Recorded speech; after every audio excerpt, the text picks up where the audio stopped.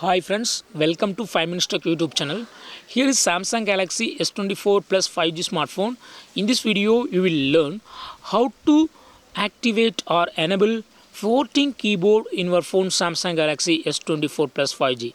First of all, go to the typing interface and see this is the appearance of a normal keyboard. If you would like to use floating keyboard, yes, you can do it. What you have to do is click on these three horizontal dots and click on modes, and here click on floating keyboard so that keyboard will be changed to this much, and this is called floating keyboard, and this is like a mini keyboard. Okay, you can use this mini keyboard if you really like it. Okay, I like it, this keyboard, and I use it. Okay, so in this way you can easily enable or activate floating keyboard in your phone Samsung Galaxy S24 Plus 5G.